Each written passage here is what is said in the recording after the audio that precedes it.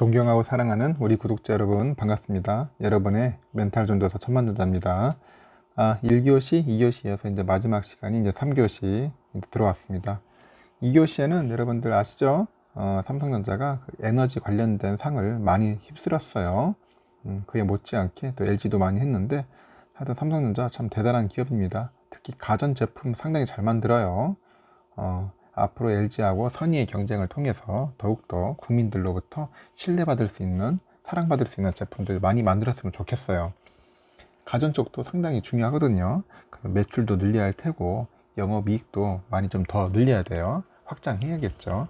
한 2배로 좀 늘렸으면 좋겠어요. 이번 시간에는 이제 삼성전자가 돈이 많아요. 돈이 참 많은 회사인데 지금 삼성전자가 유동자산 총액이 올해 한 209조 정도 유동자산이 상당히 많습니다. 사상 최대야. 최대치. 그런데 1조도 못 썼다는 그런 이야기가 있어요. 1조 원도 못 썼다. 왜 이런 이야기가 있는지에 대해서 한번 여러분들께 짤막하게 한번 설명드리도록 할게요. 하여튼간 보면은 사상 최대를 기록했어요. 209조를 넘어서 유동자산 총액이. 근데 거기에 리더십 공백에 시달리고 있어요. 리더십 공백에 시달리고 있다. 삼성전자가. 그러다 보니까 막대한 자금력이 있어도 지금 대규모 그 M&A를 통해서 그 미래 성장 동력 확보에 적극적으로 나서지 못하고 있는 거예요. 뭐 반도체뿐만 아니라서 여기 또 5G 있죠. 그리고 또 스마트폰. 하여튼 미래 먹거리 확보를 위해서는 과감한 투자가 있어야 하는데 거의 지금은 실종됐다. 실종. 어디로 갔어 지금 찾아야 하는데 실종되어 있다고 하죠. 이에 따라서 삼성전자가 세계 경쟁 격화 속에서 그 복합 위기에 직면할 수 있다. 직면할 수 있다는 그런 경고음이 나오고 있는 거예요. 경고음.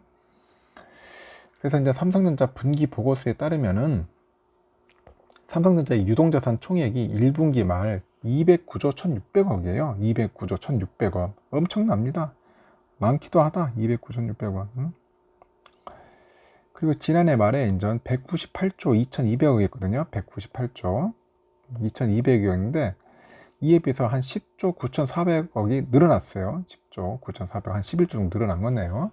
유동자산은 기업이 1년 내 현금화할 수 있는 자산이야. 현금화. 이만큼 삼성전자 부자라 부자. 돈도 많아. 돈만 많으면 뭐야? 써야죠 이제.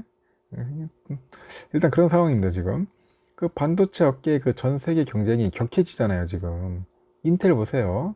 인텔 삼성보다 돈 적어요. 인텔은 오히려 한 300억 달러 정도, 34조 가지고 이제 글로벌 파운드리 나서겠다고 저렇게 하고 있는 것 같아요. 그래가지고 이제 경쟁사들도 이제 몸집 불리기에 이제 여념이 없어요. 지금 걔 키우려고 한다고 자꾸 캐파를. 삼성도 2016년에 이제 미국 차량용 그 전자장비 업체죠. 하만을 9조 4천억에 인수했는데, 그리고 1조 원 이상의 또 대규모 M&A는 이제 실종됐다. 하만 이후로는 실종된 겁니다. 지금 안 하는 거죠.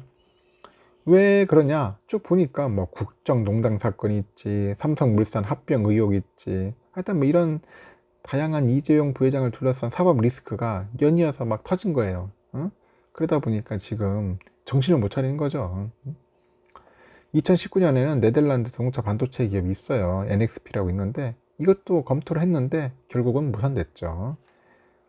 그래서 이 부회장이 이제 올해 1월 그 국정농단 재판에서 실형 확정을 이제 판결 받았잖아요. 수감됐어. 그러다 보니까 결국 이제 삼성의 이제 시스템 반도체 투자도 이제 멈춰선 거 아닙니까? 여기에 또 미국 텍사스 주에 있는 오스틴 거기 있는 파운드리 공장이 있는데 여기 한 19조에서 20조 원을 좀 투자를 해야 돼요. 해야 하는데 지금 아직까지도 지금 그쪽이 할 건지 뭐 테일러시 할 건지 지금 아직 지금 결정이 된 게 없습니다. 아직 세부 사항을 놓고 지금 계속 협상 중에 있는 것 같아요. 인센티브 문제도 있고 1교시에 말했죠. 인센티브 문제가 있기 때문에 아직까지는 뭐 결정된 거 없다. 최종 결제 도장은 못 찍고 있다. 이재용 부회장이 나와야겠죠. 그리고 또 지난해 또 미국 버라이즌하고 8조 원 정도의 규모의 역대급 수주 계약을 체결하면서 기세를 올렸던 우리 5G 통신 장비, 지금 시장에서도 입지가 약간씩 좀 위축되고 있다. 뭐 또 그런 이야기가 약간 들려오고 있어요. 그래서 하여튼 반도체 투자, 뭐 M&A 등 큰 돈이 드는 사안은 그 기업을 책임지는 누군가 결정해야 돼요. 누군가 총대 매야겠죠. 어떤 놈이 총대 매겠습니까? 그러니까 아무나 안 할 겁니다. 그때가 볼 때는 월급쟁이 사장이나 회장들은 안 하려고 할 거예요. 결국은 총수가 해야 돼요. 결정권자는 그러다 보니까 현재 이 부회장의 이제 부재가 삼성의 약간 의사결정의 동력이 약해진 거 아니냐.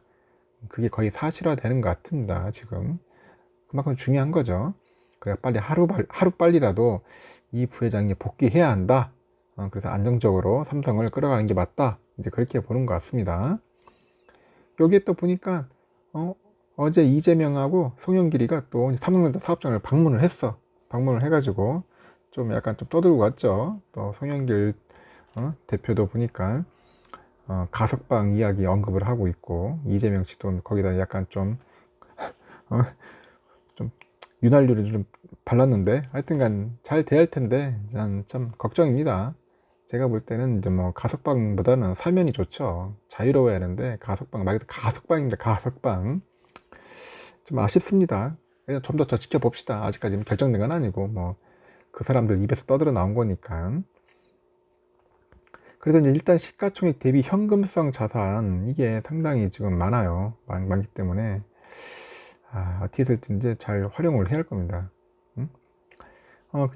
전에 언급했지만은 그 미국에 이제 통신사 있어요. 버라이즌이 최근 스웨덴 통신 장비 에릭슨하고 이제 83억 달러 규모로 해가지고 5세대 5G 장비 공급 계약을 맺었다고 하더라고요.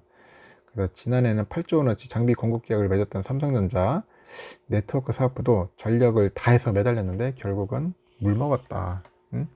에릭슨한테 뺏겼습니다. 그래서 삼성전자가 앞서서 올해 초에는 미국 T모바일하고 AT&T의 그 5G 장비 수주전에서도 에릭슨 노키아한테 좀 밀렸어요. 또 실패를 했죠. 하여튼 20일에 그 3전에 그 한 관계자가 얘기를 하는 것 같아요. 버라이즌 수주 과정에서 이재용 부회장하고 그 한스 베스트베리 버라이즌 최고 경영자와의 인맥이 결정적인 역할을 했다고 하네요. 그 이 부회장은 버라이즌 외에도 독일의 그 도이치텔레콤이 있고요. 인도의 릴라이언스, 일본에는 NTT 도코모가 있어요. KDDI하고. 하여튼 이런 그 통신업계 최고 경영진하고 그 직접 만나가지고 이제 수주에 공을 들여왔는데 그가 올 초에 그냥 뭐 재수감돼서 깜빵에 가버리니까 결국 안 되는 거야 이게. 뭐 만날 수가 없어요. 그러다 보니까 이제 에릭슨 등 그런 기존 강자들한테 다시 또 밀리고 있는 거죠. 그래서 그것 때문에 굉장히 우려하고 있는 거예요. 또 이 부회장 또 1월에 국정농단 재판에서 실형 확정 받아버리니까 결국은 만기가 내년 7월이에요. 내년 7월. 그래서 삼성전자는 이제 다방면에 걸쳐서 좀 총체적인 위기다. 다들 그렇게 떠들어대는 겁니다. 여기 또 주력 사업이 반도체, 뭐 스마트폰마저 시들시들 하다고 하니까 또 매출이 또 200조 원대, 영업이익이 50조 원대인 삼성전자 앞날에 먹구름이 들이었다 합니다. 제가 볼 때는 뭐 기사가 좀 너무 오버한데 먹구름까지는 아니고 조금 약간 흐린 거죠. 매출도 이제 200조대에서 이제 300조대로 뛰어넘어야 돼요. 또 뛰어넘어야죠. 그 삼성전자가 올해 1분기에 기준으로 봤을 때 아까 유동자산이 이제 209조 1,500원을 쌓아 올렸는데 지금 M&A, 뭐 R&D, 설비 투자 무엇 하나 최종 결제가 나온 게 없어요. 그 삼전이 올해 1분기 이제 시가총액 대비 한 24.7%에 따르는 131조 원 정도를 현금성 자산으로 보유 중이라고 하죠. 현금 비중이 5에서 10%에 불과한 애플, 뭐 인텔, MS와 같은 그 세계적인 그런 IT 기업에 비해서 좀처럼 투자의 속도를 내지 못한다는 그런 의미를 갖고 있는 겁니다. 지난해 또 1분기에 삼성전자가 통신장비 시장에서 13.2%예요. 13.2% 통신장비는 점유율이. 여기 에릭슨이 한 24.6% 되고 핀란드 노키아가 한 15.8% 된답니다. 현재 이 점유율로 좀 추격을 해야 돼요. 그리고 세계 1위가 누구냐? 중국 화웨이야. 화웨이가 35.7%. 근데 미국의 제재가 가해지니까 이제 통신업계는 이제 삼전이 이제 빈틈을 노려서 성장세를 가속할 것으로 기대를 하고 있는데 올해 1분기에 우리 삼성전자 시장 점유율이 이제 7%대로 약간 뒷걸음치고 있다. 그런 얘기가 있는 겁니다. 그래서 버라이즌 계약 탈락 등 그 대규모 수주에서 밀렸기 때문에 약간 좀 뒷걸음질 쳤다고 합니다. 여기 또 제2의 반도체가 뭡니까? 또 EV죠. EV 전기차 배터리 분야에서도 삼성 SDI는 빅2와의 격차가 벌어지고 있다네요. 빅2와의 격차. 앞다퉈 대규모 투자 계획을 쏟아내고 있는 그 빅2가 어디냐? LG하고 뭐 SK겠죠.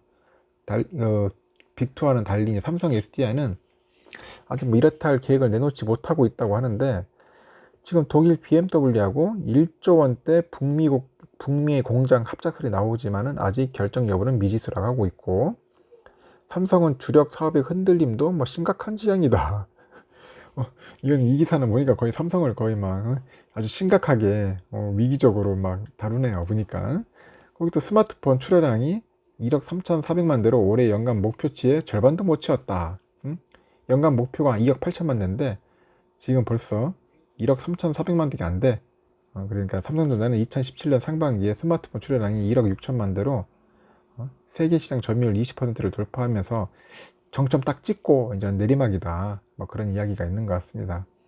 여기 또 보면은 이제 반도체 사업의 명분을 건 게 또 시스템 반도체인데 여기서도 약간 소외되는 게 아니냐.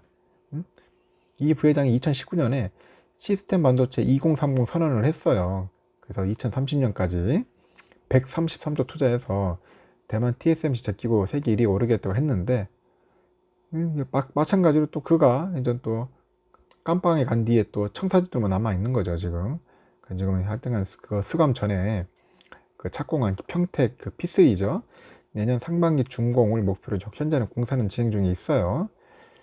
일단은 삼성이 133조 대신 2030년까지 171조 원을 투자하겠다고 또 올해 5월에 계획을 수정했는데, 여기 또 170억 달러짜리 이제 미국 텍사스 오스틴 그 파운드리 공장 증설안은 현재 4개월째 검토 중에 있고요. 또 설상가상으로 삼전의 차세대 기술 3나노죠. 3나노급 파운드리 공장은 개발이 좀 지연돼 가지고 당초 일정보다는 한 2년 늦은 2024년께 양산이 가능하다는 그런 전망들도 나오고 있다. 그런 이야기가 있는 겁니다.